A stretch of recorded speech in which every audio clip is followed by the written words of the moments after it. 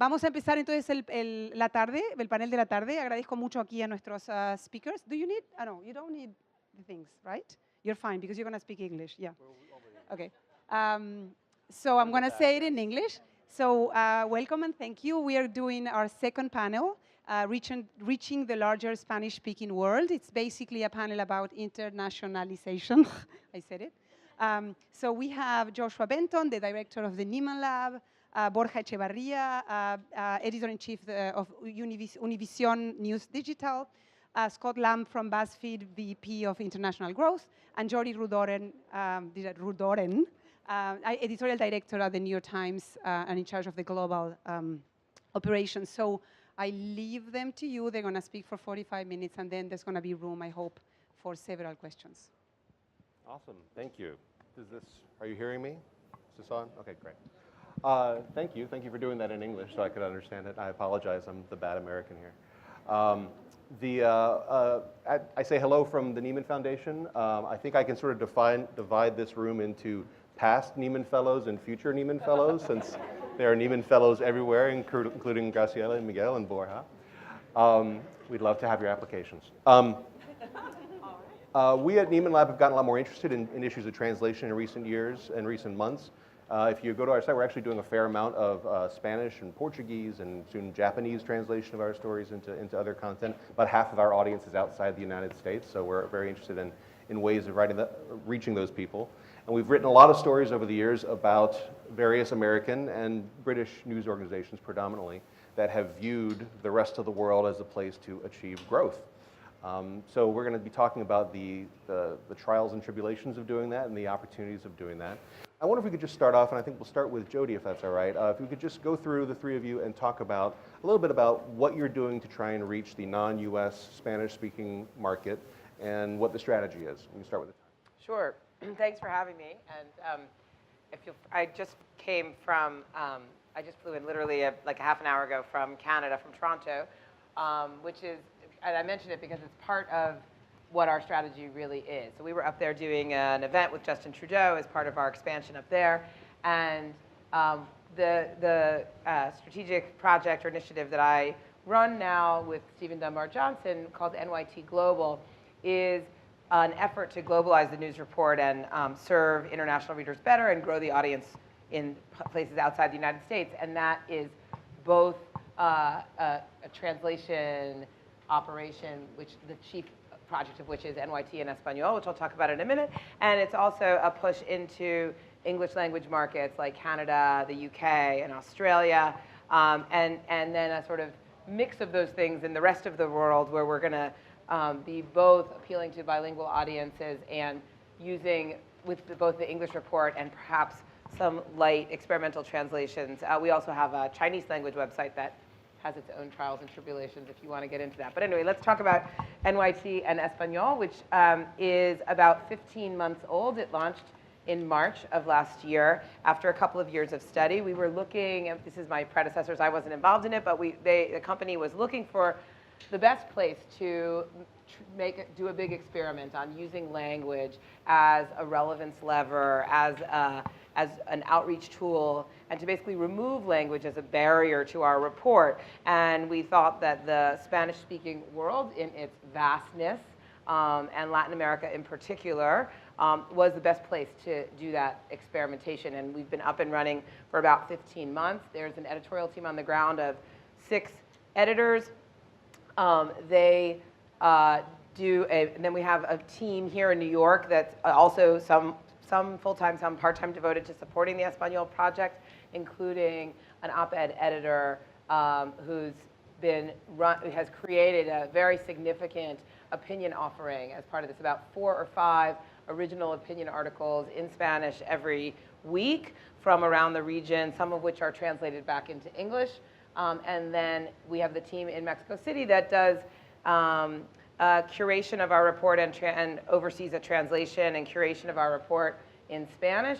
Also has some freelance budget and commissions some original news and feature reporting and does some itself. We've had a monthly audience. Our highest monthly audience was about 3.5 million.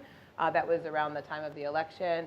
We are closer, somewhere around 2 million, pretty steadily and a bit over. We also have a bulletin, which I hope some of you receive in your email. It's our 3 times a week newsletter, and that has an audience of about 250,000. We are now deeply engaged in taking the site from its kind of infancy to its toddlerhood and understanding a little bit more about the best ways to increase engagement with the audience and to grow the offering. One exciting thing that I'm going to like break news here.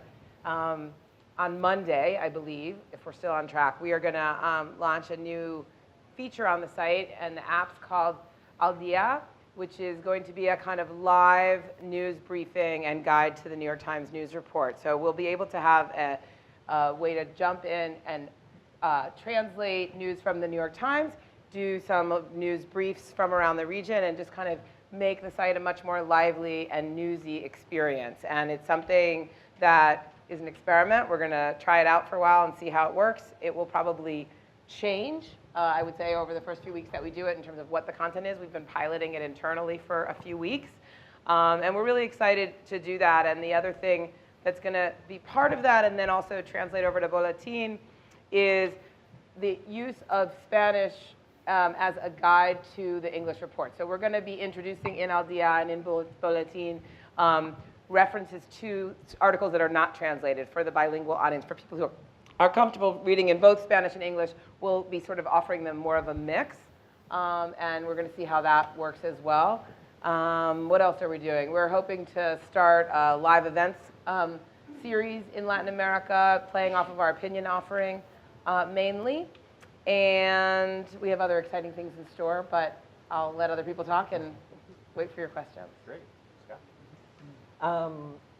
Yeah, so BuzzFeed we've been publishing in Spanish now for 3.5 years. And I would say that our strategy is really a series of hopefully like smarter mistakes. So I think we started out with like the obvious dumb mistake of like, oh, we're just going to translate everything and that'll be fine, right? Everyone will love that. And like we're kind of iterating on that again and again and again.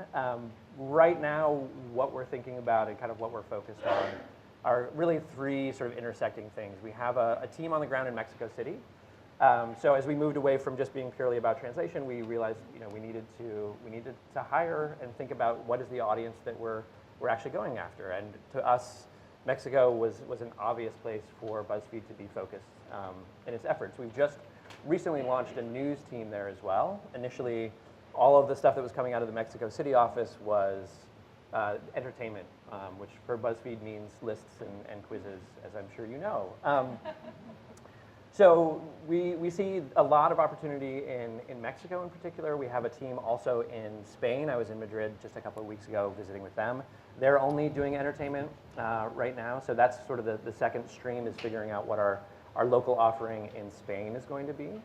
And then the third thing is the sort of larger Spanish universe, which I think is an ongoing challenge for us to determine whether or not there is in fact such a thing as neutral Spanish. I don't believe that it exists.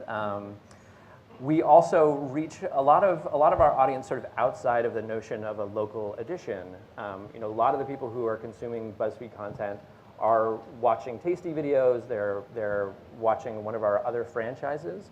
So we have localized that as well, and Bien Tasty, which is based partially in Mexico City, partially here in New York, is a mix of translated and original content all around food, and is right now our 3rd largest Facebook page. I think it's about 17 million people. So all of those things sort of overlap and intersect in interesting ways, and that's, for us, kind of the ongoing experiment is to try how to figure out how to optimize those things. Where does it make sense that they overlap? Where do we actually really need to think of the audiences totally separately? And sometimes we're surprised by the things that we're learning. But that's where BuzzFeed is focused at the moment. So at Univision, I think, okay, yeah. So I think we're quite a different case for many reasons than New York Times or BuzzFeed. We're a company that is mainly run by people that come from abroad. So, I mean, myself and the president of news, they all come from different countries. And besides that, our approach and the approach of Univision, it's very much US-centric. no?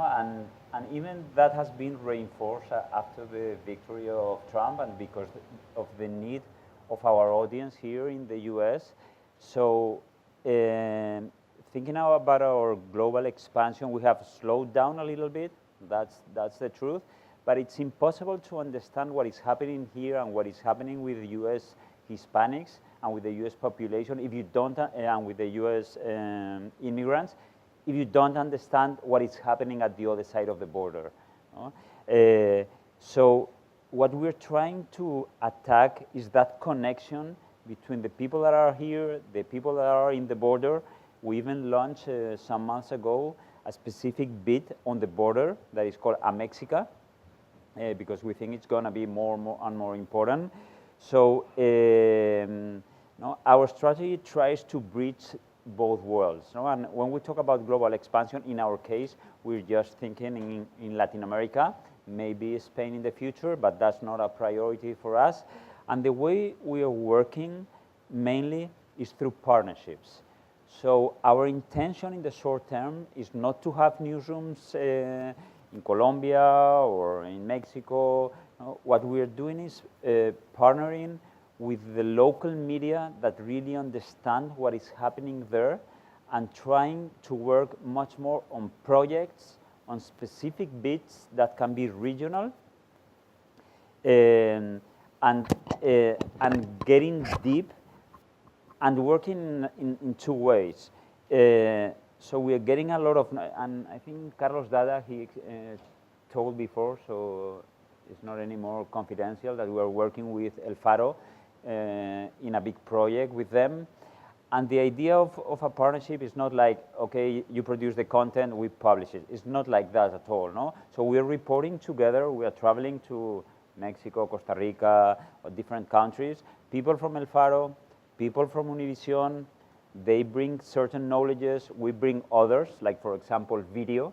No? El Faro is much more a text-driven media.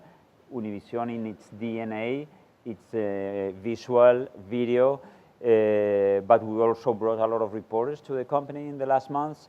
So we are working together, and finally we'll publish in both platforms. I think we can be very helpful for media in Latin America to give voice to their stories in the US. And part of our strategy is publishing those stories not only in Spanish, but also in English. So we're going in a different direction. Most of the projects we do, and a lot of investigative projects, when I talk about bits, for us it's more important to cover corruption, or to cover the narco, or to cover environment, than to cover Colombia, Mexico, or Guatemala, and to treat those issues in a transversal way. No? So if we're working in a project in Bolivia, and at the Times, you did also a great story about Lago Popo, no? and the drought in the lago, but that has an impact in migrations. So we try to get a little bit with more context on those stories and what is the impact on the region. No? So, I mean, I'm super happy to work in that path of partnerships and getting all the knowledge. In the long term, we'll probably move to a different strategy. I hope more ambitious, but that's where we are right now. Great, great. Scott, you mentioned neutral Spanish, and let's just talk about language for a minute. You have a background of having produced Spanish language content for a long time. You were starting Spanish language content from scratch, and Buzzfeed has a Spain site, a Mexico site, and an En Español site, right? How are you each thinking about what is the right flavor of Spanish to be targeting with your content? I can jump. I'm the one that speaks Spanish. So it's a big challenge here in the US. No, I mean, I never thought about this challenge. I was working in Spain for many years in newspapers like El País, where we had a style book, and everything was very much. You know, if you had a problem, you go to that book. But here, it's always part of the conversation in the newsroom. There is something clear and dominant that most, as I said, we are US-centric mainly. So when we're doing stories here, thinking in the US, we know that I think it was 80% of the population that speaks Spanish here is Mexican, 80, 70, I don't remember, but it's a huge name. So always we are not, so we try to find that common ground, but if in a debate we don't find the solutions, Mexicans are always going to win, because that's the core of our audience. No? We have a pretty flexible approach to language, no? And I think we cannot go in a different way, because you cannot establish like big rules with such a complicated audience, no? But what we do is more, who is our audience? So this story, if it's a story about Puerto Ricans, probably and if that debate happens, probably Mexicans are not going to win that debate, okay. No? But if it's a story about politics in the US that is targeting all the Hispanics, then in that case it's going to happen. Right. No? So it's this kind of debate that it's an ongoing conversation in the newsroom. Yeah, I referred to making a series of mistakes, and I think this has been one of the ones that's been the biggest challenge and a bit of a surprise for us. Just the extent to which the language really differs from country to country, even usage in Spain being very different than usage in Latin America. I think we underestimated how important that would be for people. I think especially because so much of what Buzzfeed writes about is identity, and language and identity are often very, very closely tied together, and I think that's especially true in Latin America. We weren't prepared for the level of debate that would be happening in our comments section about whether or not we had used the correct word. And I even had this happen in the office, like fairly soon after I moved into this international role, and we had just launched Buzzfeed in Espanol. I had two non-editorial staffers come to me, and they're like, "Look, the translations on the site are not good." And I was like, "Oh, this is, thank you for the feedback. Can you give me some examples?" And they started listing examples, and then they got into a huge argument between the two of them. One was from Colombia, one was Guatemalan, and they totally disagreed over this one particular word. So even that, I think, was a good insight for us at how challenging this can be. I think now the way that we're trying to approach it, we've definitely, we have Buzzfeed en Español, which is a Facebook page, which is one of our larger sites. We use it sort of as a place to collate all of Buzzfeed's Spanish language entertainment.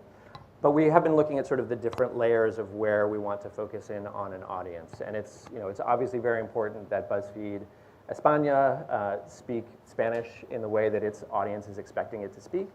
We need to make it very clear when we're bringing in content to that site from elsewhere that sort of set the expectations of readers that they're listening to or reading something that was written in Mexico or elsewhere.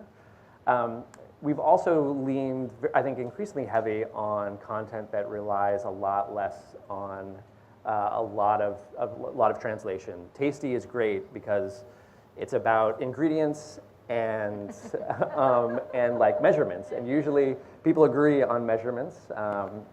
Sometimes there are different words for different types of ingredients, but our focus there has been, to be a much more visual medium, and I think that has given us a way to sort of get away from a lot of the conflicts around usage and language.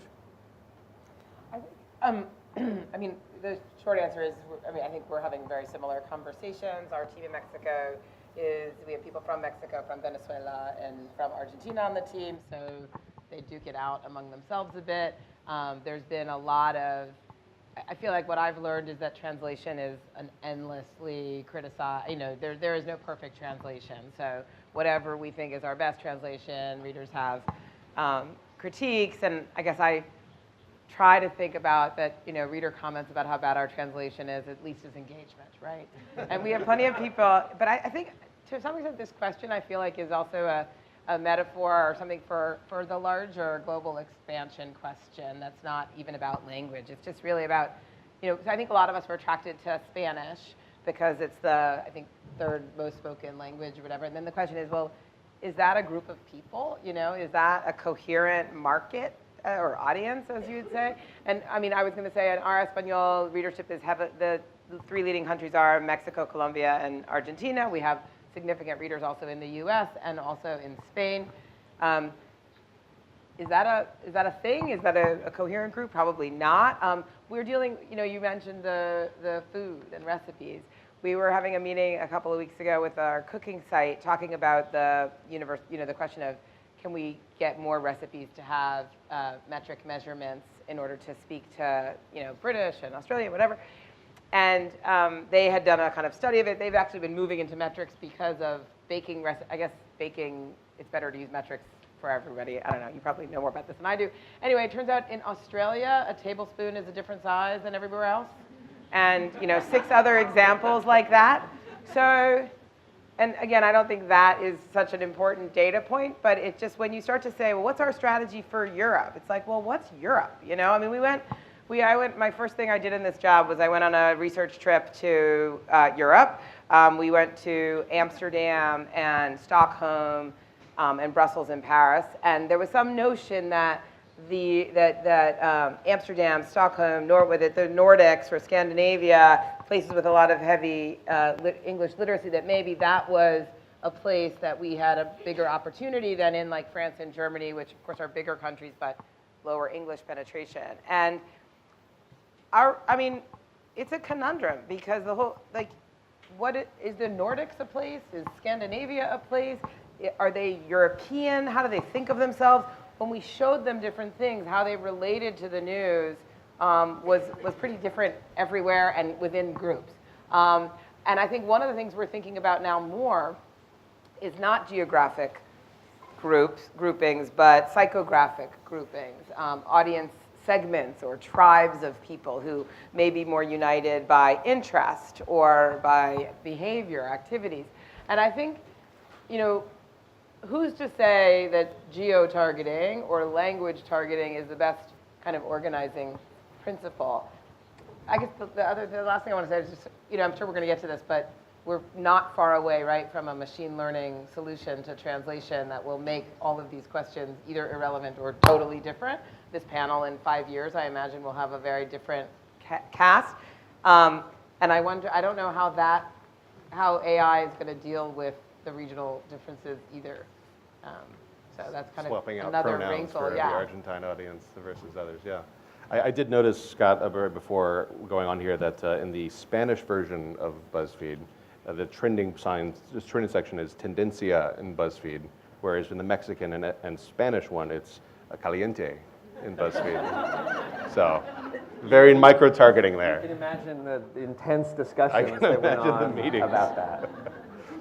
Another question I had was, to what degree are you able to see differences, either in the audience behaviors of your readers in Latin America and Spain, and also in the content strategy that you have for them? Are there certain kinds of stories that you find that do better or worse than a US audience? Are there a more or less mobile audience? Do they have, is it a larger share of Facebook, a smaller share of Facebook? How is the audience and their behavior different than what you see in the US?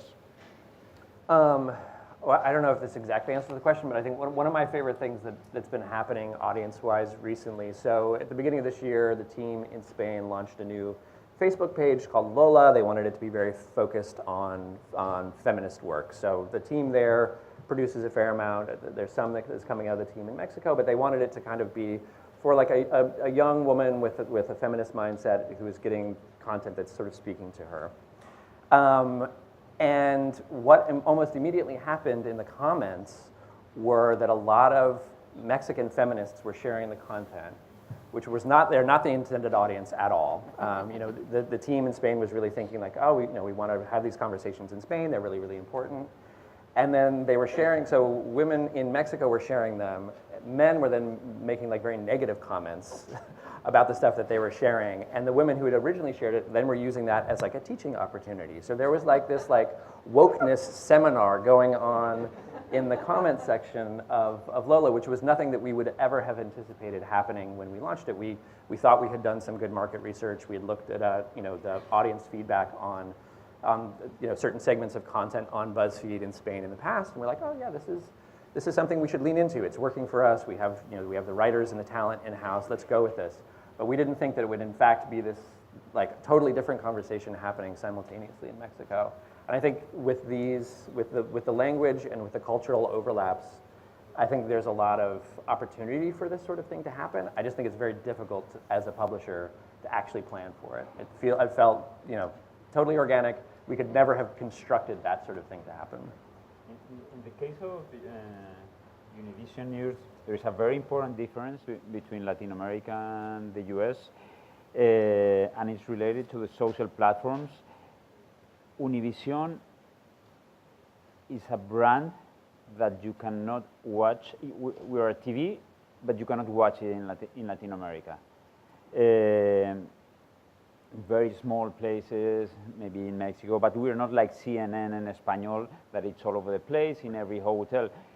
So what happens with that? That most of the people and our growth that is coming from Latin America is mostly coming through Facebook.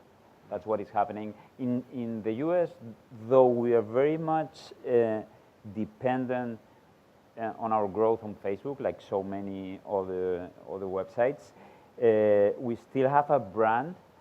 And the audience we have here, that it has been really has been a captive audience on TV for many years. They still go and they look for Univision, and specifically if they want to find something on immigration. So there is still that kind of user experience, but that doesn't happen in Latin America. So all the opportunity we have of growth in Latin America is coming through our strategy on social platforms. A lot on Facebook, growing more and more on Instagram, small on Twitter, except Venezuela. I mean, Venezuelans, and I guess there are some of them here, they're like crazy on Twitter.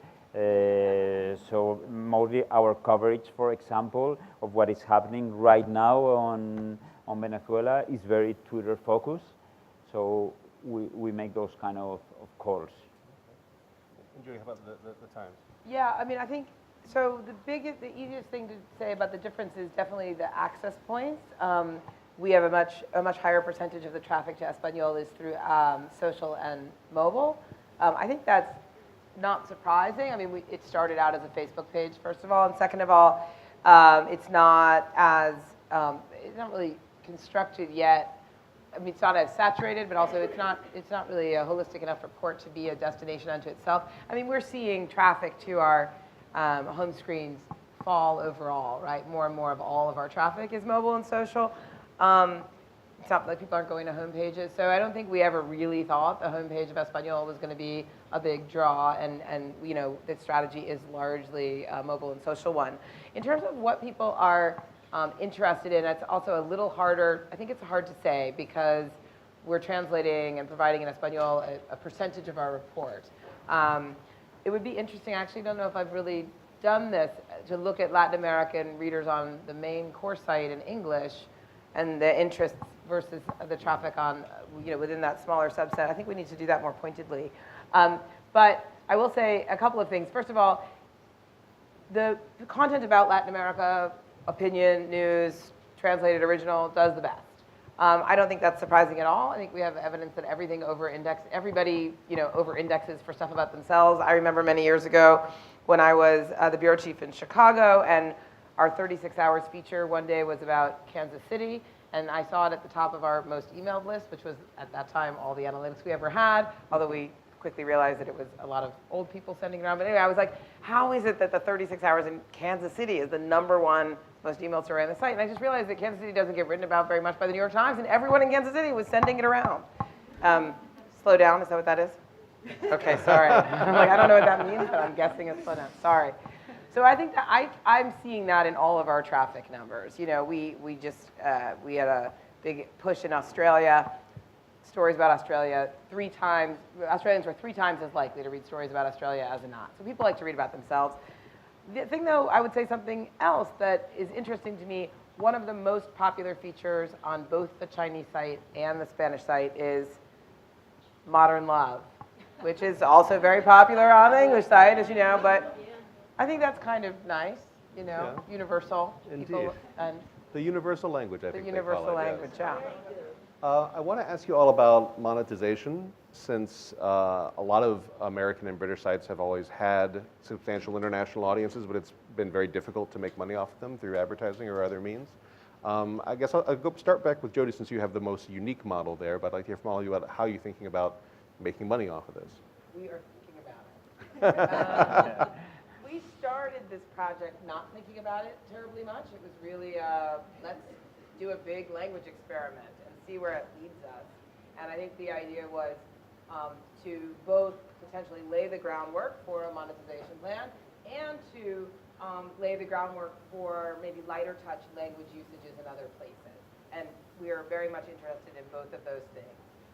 I think right now we think there are a couple different possibilities. I feel like I'm not an expert at this, but my colleague who is, I've been briefed that we are not feeling very optimistic about the advertising possibilities there. It's heavily programmatic. The budgets are vastly less than we're used to. And I guess the other thing is that for us, trying to sell into Latin American companies when we have a kind of small project with this, what's it called, not bifurcated, but multifaceted market across, audience across markets, right? Some in Colombia, some in Chile, whatever, versus this much bigger platform, which has much bigger reach. They would, to the extent they want to advertise at the New York Times, it makes more sense for them to be on the core site. We have more Latin American views on the core site than we do in Espanol. So I think that advertising is not feeling super ripe. But we think that there's a couple of different possibilities. One is for those people who are proficient in English to get people use Spanish as sort of a gateway drug to bring them into the core site, get them to subscribe to nytimes.com, probably at a lower rate. But that subscription is enhanced with the Spanish guidance, some translation and some guidance to the report. And that would, I think, include some bilinguals in the US. And then the other possibility is selling the Spanish language offering on its own as a bundle, either as a subscription or in some kind of micropayments. And we're kind of deeply engaged in looking at those options. I saw just an email this morning that the latest Reuters report that was released yesterday suggests more willingness to pay, right? It's going up, so this is good. But our model there, our model there is essentially the same as our model everywhere. We're trying to be a subscription-first consumer revenue business, and trying to make the argument that the truth is now more important than ever, and journalism that stands apart is worth paying for, and that it costs money to produce, and that we need, subscribers and paying customers to support it. Yeah, we're heavily, as Jodi said, heavily programmatic, and I think that's not a good sign for the future. And that has been the challenge to grow in that global approach. Since I came to the company, I've always been pushing for that idea of being more like a global brand, and it is the business side that is trying to figure out, okay, yes, but how do we get how do we pay for it? And it's very complicated, and I come from a previous experience at El País that you were asking me before, where you have at least 80 journalists all over Latin America. So and you can build scale on that if your ambition is just to build scale, but that goes totally against the trends in advertisement and in building business models around that. So, and if you join that with how a network like Univision is, that it's built over free content. So it's not, our model is not so much based on subscription, for example. So, I think that's gonna be the big challenge if we want to invest in Latin America for the future.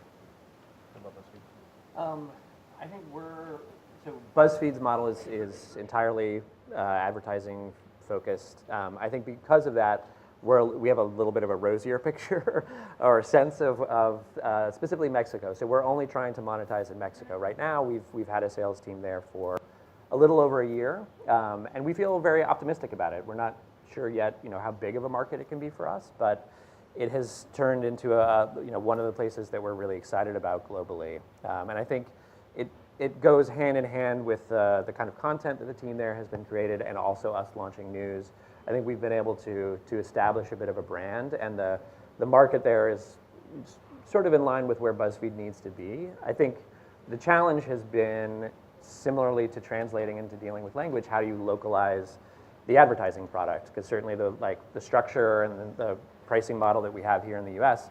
does not make any sense abroad, and I think that's been a challenge for us to get those settings right. But it's feeling much right now. I think we're feeling much more excited about it. I think in terms of our overall investment, definitely the election here also made an impact. It suddenly became a lot more important for our newsroom to have colleagues in Mexico City. We think this is going to be the relationship between our two countries is going to be an ongoing and big part of the Trump administration years. So having that also as like an expanded piece of our newsroom was important. So I feel lucky that it's sort of coinciding with us also feeling stronger on the business side.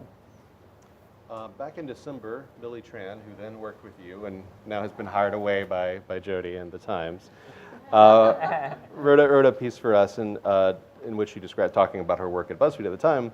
Instead of exclusively using translation as a means to gain new audiences and expand globally, translation could instead be the beginning of a two-way bridge to sharing the best of each country with the world. And you've each talked in small ways about Spanish first content coming back into English. I guess I'm just curious how much potential you think there is for that sort of, this not just being a one-way conversation of American-based companies figuring out what's the best thing to broadcast southward. I mean, I think for us, and Millie was in charge of the team who really built out the system that allowed Buzzfeed to do it.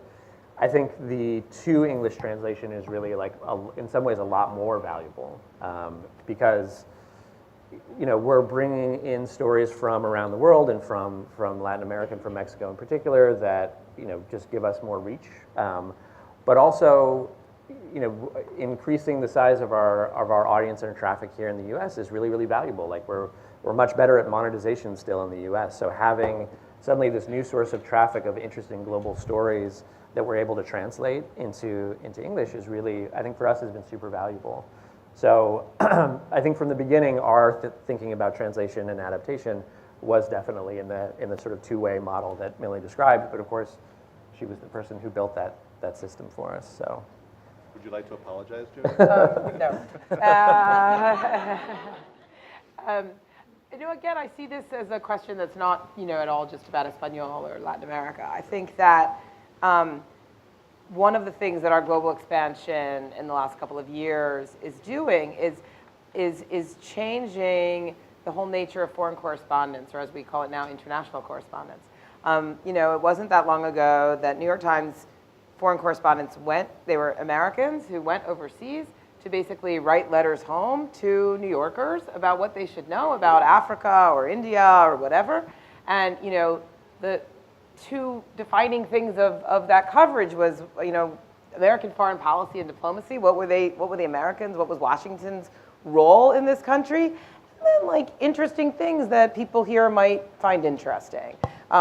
Not only was their job not at all about the people they were living among and reporting on, but it wasn't even about, the Brits or the Canadians or what anyone else would think. And so we've, I think, tried to change that. And there are a couple of things that have happened on purpose and a couple that are happening, I think, a little bit accidentally or just as part of the course. So one is we have changed our notion of, we have a global audience, we're a global news report. So if you are covering India, it is yes for Indians and for everybody, okay? And the audience in China and Mexico and Nebraska, they're all important.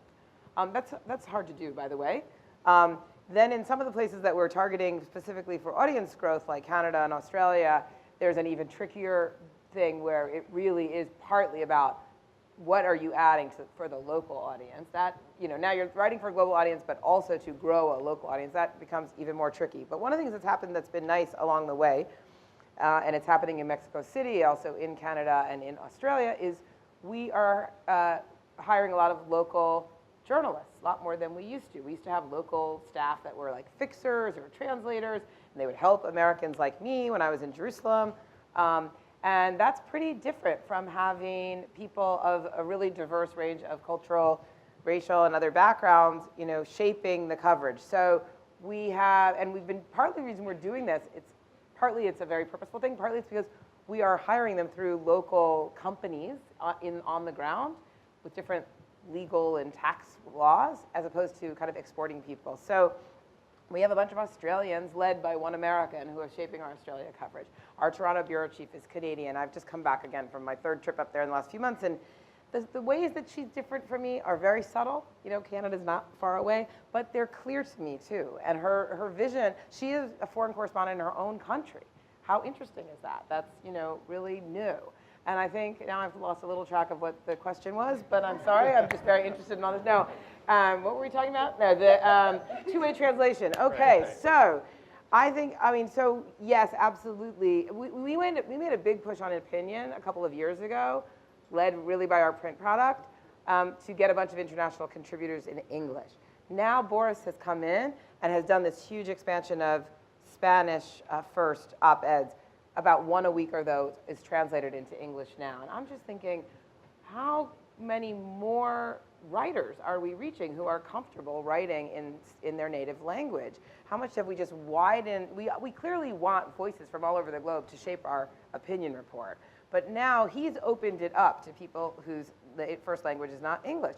Why don't we do that everywhere? Well, it would be great to have French first speaker. I imagine, especially in countries like France and Germany, or especially France, right, where they're not so into English, you know? How much better could we do if we were recruiting in their own language and then translate? So I think that's really, really promising, and I think it's basically an expansion of getting local stuff back in. One more thing, we had this great story a year or so ago with Debbie Sontag partnering up with Salvadoran journalists in an investigation, a drug investigation, published on both our platforms in both languages and also in our Espanol platform. And we are looking into doing a little bit more of that on the lines of what Univision was talking about. I think that's another example of this.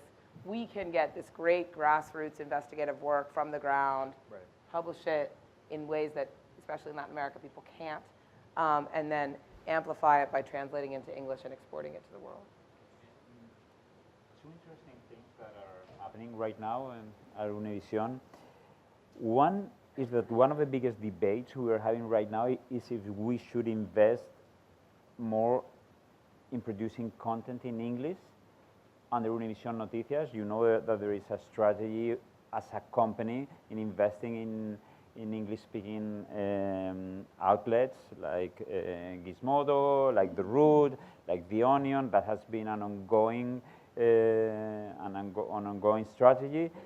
But the debate we're having right now is should we grow under Univision brand more content in English, and trying to take advantage of that sensibility we have with Latin America and with Latin American content that many times we get before others, and I'm talking about US media companies, to those stories, but we just publish them in Spanish. We have seen many cases of publishing those contents in English going to a totally different bubble and exploding. Mm-hmm. So we've been seeing that, and probably I think we're gonna go through that path of investing more on English content. At the same time, we are seeing how US English-speaking media companies in the US, they want to partner with us. We have an ongoing project that is City Lab Latino, that was a partnership with The Atlantic, of publishing in Spanish the content they are producing, but not only translating, creating content with the soul of City Lab, but targeted to Hispanic audiences. So that has been like an ongoing project for 1 year. I think the content that is coming from there is great. They are learning things, we are learning things.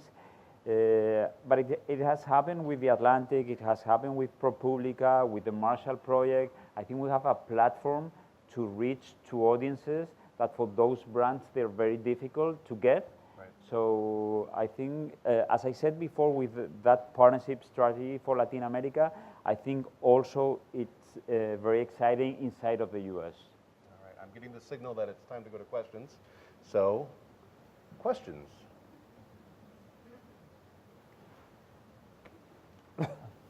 Hi. Those of you mentioning, Celia? Okay. Those of you mentioning partnerships with non-U.S. outlets and non-U.S. talent, are they getting paid on a level commensurate with your in-house talent? Okay. Are they getting paid at the level, same level as in-house talent? Yeah, I can get to that question. At the beginning of this year, we had several budget cuts at Univision, so we had to switch a little bit our strategy and also talking about Latin America. I just said one thing to the teams that manage those partnerships. Okay, maybe being shorter of budget, let's produce less content, but if we want to build stable relations with our partners in Latin America, let's pay them good. I think that's something, people are getting really bad paid. Freelancers are getting very bad, and in Spanish language it's even worse than in English language, no? So, I mean, for us it's so important that we take care of those partnerships and that we paid well those freelancers, because we want that to be like a long-term strategy. So yeah, it's very important. I can. So first of all, we have not done that many of these partnerships, but the main one we're actually doing, which is launching or publishing next week, is in Australia. It's with the ABC Broadcasting Company, and we didn't pay them anything. Like, we flew a journalist there to partner with them for their documentary, used their crews, we split expenses, we're publishing on our platform. I don't know the Salvadoran, the details of that, because it was before my time and not really wasn't even through Global. On the op-ed side, we do pay commensurate for op-ed contributions. It's not very much in any language, as far as I understand. People get what they get for being on our platform, basically. And I think in general, though, I kind of get the gist of your question, but I think it's a little bit, I was going to say naive. I'm not sure it's naive. It's just that, we should be clear about the different jobs that we're talking about. So there's both what are different jobs and different markets, and also different pools of people. So the people who work for Español in-house, our staff members on Español, when you ask, are they paid commensurate with, there is no commensurate. I mean, the only people doing a job that's similar to what they're doing are in China. Actually don't have at hand, how those two pay scales compare, but the editors on Español are not doing a job that's similar to what the editors next door are doing. They're doing something different, and we came up with what we thought was a good pay scale. Actually, we had a bit of a conflagration because they were paid at a significantly higher rate than the woman who had been working for a long time in the Mexico City Bureau as a reporting assistant. And also, and it was kind of like, well, why is that? Well, she was being paid on some scale similar to people around the world who were assisting our English language correspondents. Suddenly we created this team in Mexico based on this different budget, and we've kind of ironed that out. But the question of how much somebody should be paid should be based not on who they are, but on the kind of job they're doing, and yes, the market that the going rates in the market that they're working in. People in Australia are not making the same. Also, the people we've hired in Australia are very junior. They're younger. They're earlier in their career, and they're not making the same thing that the bureau chief is making, and they shouldn't be. Question. I have the mic. You've got a microphone that yes. is you. So Spanish, like any other language, goes beyond grammar and spelling. It's culture, it's upbringing, it's thinking, it's tradition. So you can have the best translated stories, and they can still read super gringas. And gringas. Gringas. Oh, yes. And the readers will know, if they are not stupid, that those stories weren't written thinking of them. So what are you doing when you approach a story that is going to be translated to make that story more relevant for the Spanish language reader, besides being perfectly written in Spanish? Yeah, that's why we have a team of editors who are from Latin America on the ground, both selecting stories and then reshaping them, re-editing them in many cases. We have a translation company that does the first pass, and then the editors edit them. So you give room to adaptation and changing cultural references and all that? Yeah, now the question of how do you bridge the cultural divides within the Spanish-speaking world is, we talked about that already. But we are quite aware that translation is not a word-for-word thing, and that the difference between writing in a native language versus translating is significant. And so we think about it as adapting as well as translating. Especially with news, I think for Buzzfeed, we started doing a lot of news translation around the time that Black Lives Matter became a big story here in the US. And that was a story that we knew international readers were interested in, but would need totally different context in different places to make those stories, like to give them the full picture of what was going on.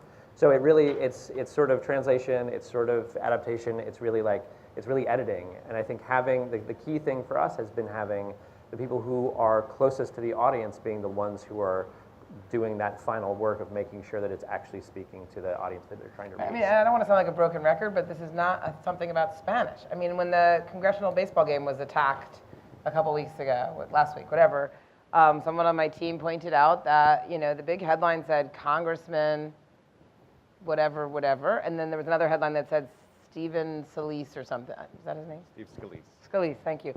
So first of all, he was like, why don't we say U.S. Congressman, like instead of assuming everybody who's reading this is from America? Okay, good point. And then he also pointed out that, like, unlikely that many people outside America, or I would argue outside of his district, knew the name Stephen Scalise, right? And so what are we projecting when we, and I think we're trying to think about that all the time. How are we presumptively American? Is that making people feel alienated from our report?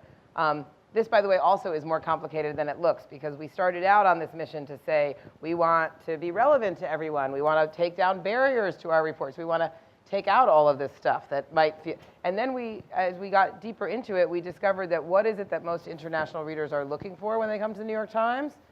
An American perspective, American news. They think of us very much as an American source. That's our value proposition to them. So they don't really want us to be, they don't want that out of, some of them really want the New Yorkiness of the New York Times. They're attracted by, they love New York. So it's complicated, which is what makes it fun. I have a subtle question, a subtle point, and I would like you to tell me how you think and what you feel about the immense responsibility that you're acquiring. When you're reaching a larger Spanish-speaking audience, it's not only about translating, it's not only about adapting content. In the recent months and years, local media in Latin America cannot cover stories anymore. In the recent days, the front page of the New York Times broke of one of the biggest stories of my country. I come from Mexico. Sometimes you give voice to all the journalists who are unable. So it's not only about clickbait, it's about gender inclusion. It's about giving voice to those journalists who have been attacked and sometimes impeded to talk. You're not only conquering a market, you're sometimes breaking ground for others that cannot do it. So what do you think about that? No, it's a very important part. I mean, look, what we're trying to do, it's really, one of the nice things about this moment at the New York Times is that the journalistic mission of the New York Times and the business model of the New York Times are the same, right? It's to provide quality journalism. The story you're talking about is a really important example because it was written by our Mexico bureau chief, who would have been there, I mean, not him himself, but 5 years ago and 10 years ago. And I think ideally would have done the same story and it would have gotten the same play. What would not have happened is that it would not have been translated. And the last time I checked, it was something like 60,000 Mexicans who had read that story, most of them in translation. So that story, I think, would have had a big impact kind of any time.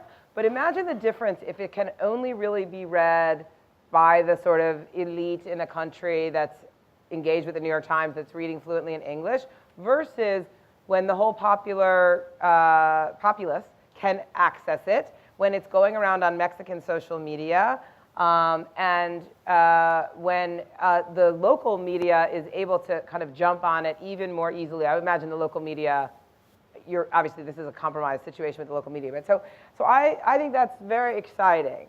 I also think we have to be realistic, and again, I'm trying to not be naive about, we are not in a position to kind of replace the weak and struggling, I mean, not weak in journalistically, but under-resourced, under pressure, Mexican or Latin American journalistic industry that is being suppressed. We are not in a position to go and replace that in terms of creating a local news report. We are in a position to strategically do some partnerships with some of the investigative journalists who are no longer able to publish locally, and to increase our footprint with some distinctive coverage, and that's a very important part of what we're doing. But I think we have to be realistic that we cannot, blanket Mexico or blanket Latin America with New York Times reporters to kind of, really cover every level of local corruption that we would love to see covered. This is not realistic. I feel that sense of mission every day in the newsroom, most of all because 90% of the reporters that work in my newsroom, they come from those situations. During the last year, we hired, I think, close to 25 journalists coming from Venezuela. So you can imagine how our editorial meetings turn every day into the conversation. And I have to try to find the right balance of not becoming a newsroom telling stories about Venezuela, but at the same time taking advantage of that knowledge we have right now. So I think we are living a moment where competition is less important than mission, and that we have to come together and help to give voice to, if we are all in the same, if our standards go align, sometimes I like feeling that I can be just a platform where I can give voice to others. Of course, there is an editorial control, but having those journalists in the newsroom, they know the people, they know the who is who, so it makes it easier. But I think it's so important what you are, and I think we're living a moment that part of our role here in the US is to help those journalists. For example, something that was not part of our menu, that is freedom of the press, has become an important bit for us, and even small things that are happening in Mexico, not only like when they kill a journalist, but even smaller things, we try to tell the stories. We try to tell them. We try to push through our social platforms those small stories, because I know they can help a little bit. Thank you. Thank you.